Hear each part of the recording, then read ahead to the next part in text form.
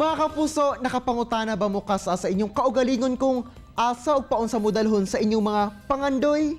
Well, usa ka istorya sa usa ka simpleng Mindanawan nga nagikan sa Glan, Sarangani Province ang anaa karon sa Dubai ug hinay-hinay na miguhit og marka sa natad sa fashion design ug marketing. Siya si Buds Nazareth.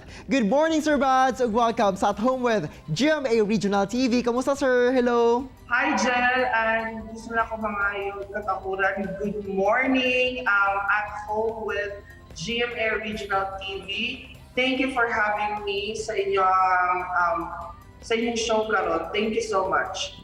Thank you so much din, sir, for joining us this morning. Ug unang-una, Sir Buds, una nato isgutan ang imuhang istorya kung paunsa ba ka naabot dinha sa Dubai. Gusto na mo hibalaan kung unsa ba imuhang maganap o profession dinhi sa Pilipinas. Actually, Jel, dira sa Pilipinas, teacher ko. Nag-fashion design ako, but hair and makeup ko, naka-focus dyan. At the same time, fashion designer. Muna siya, naghimo na akong bread and butter din na, kaya akong mama OFW sa Kuwait. So, muna siyang himo nga way para masustain na ko akong needs as fashion designer and a hair and makeup artist. Well, daghan gid ka ganap sa una pa, sir, no? Pero unsa ba ang nahimo nimong rason, Sir Buds, nga nung nag-decide ka nga magtrabaho abroad? Wala ko ba kung OA man siya paminawan, pero anabot na sa time na medyo nahigugmata. So, naka-decide ko na, sige, at Dubai, kaya naabot ko dito sa United Arab Emirates because sa ginatawag na to nga gugma. Wow, ka-sweet mo di ay Sir Nos yung pagsugod diha sa Dubai. Sana all my love life. Pero Sir Buds, paabot ni mo diha sa Dubai, no? Unsa ba ka challenging para sa imuha ang pagsugod sa imong bagong kinabuhi dinha? Pag-abot na mo din nila sila, ako ang kwarta kong i-convert sa Pilipinas kay 5,000 pesos na lang. Dira sa tuwa kung mahutdan ng tagkwarta, pwede na makadagan sa itong mga paryente, sa itong mga silingan. But diri, you have to stand alone. So, grabe ang struggle dyan. Dili na ako ma-imagine nga ing ani di ay lifestyle, ing ani di ay ang kinabuhi sa Dubai nga mag-start pa lang ka. That is why saludo kay ko si Sir Nog sa tanang mga OFW tungod sa inyong mga sakripisyo para sa inyong mga pangandoy man para sa inyong pamilya nga nasa Pilipinas. Pero oo, interested ko, sir, makabalo nga paabot mo sa Dubai, unsa ba imong first nga trabaho? Before ko nakita na ko akong first job ever, Jude, ikuha ko sa ako ang kailara sa taga-amuha sa taga-Glan. Pa-make up ko nila sa ilang anak na mag-JS prom. So, anak sila sa kuan na, di ba teacher man ka? So, teach ko for 1 week and then 2 weeks. And then suddenly, giingnan ko nila na, ay, dili day major English ang mo kailangan. Until na, ang parinting ko nila nga nagtrabaho sa shop, nga ako gitrabahoan jud kay nangita og designer. So nag-apply ko, gipatawag ko.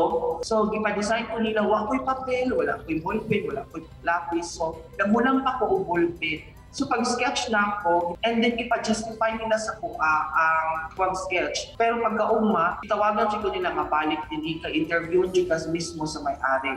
I explained it well in English, siguro nagustuhan nila, and then I got the job. Kunti na kong lipaya.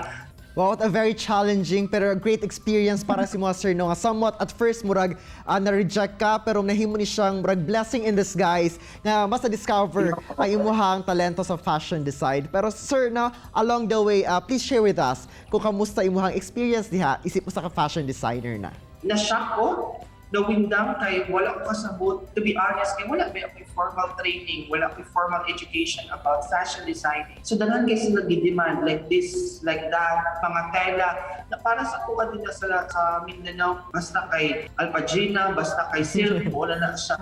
Really, daghan kaayo di ay og mga pangalan.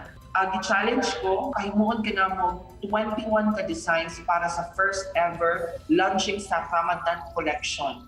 So nakulbaan ko kay wala ko kasabot kung paano ba na ako siya sugdan. Gi-reject akong ubang design. Naabot ko sa ilang point nga, designer ba dyan ka? Kay murag dili na gininindot imong ginapanghimo. Until naghimo na po ko bagong designs, nagpatahi na po until nga nagustuhan niya. Until naabot ko sa point nga na-launch jud ang first ever Ramadan collection ako.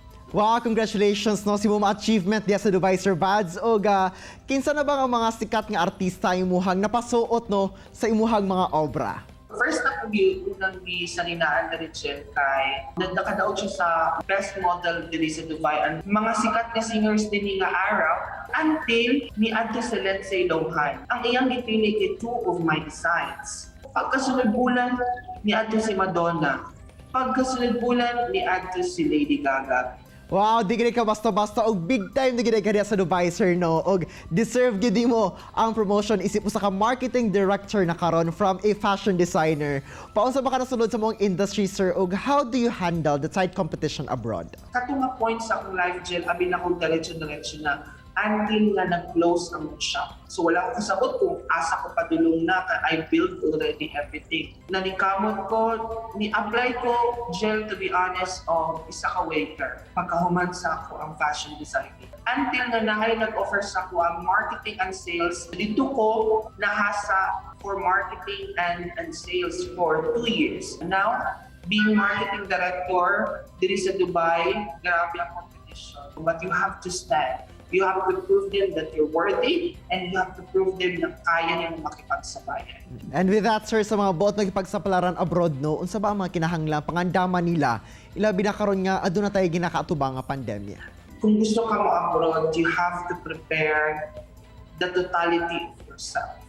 Have faith and pray kay mo dyan na ang makapastand sa imuhan no matter what. Naglabaw sa tanan, isipa always na nakay purpose nga nung nakadinhi. Thank you so much for sharing your story sa itong mga kapuso din sa Mindanao, Sir Badsy, kung padayon sa paghatag og inspirasyon sa kadaghanan. Thank you, sir, amping always diha sa Dubai. I would like to say thank you so much sa At Home with GMA Regional TV for having me. God bless sa inyong show of More Power. Mga kapuso, chillax lang mo. Mubalik pa ang At Home with GMA Regional TV. Kini ang At Home with GMA Regional TV.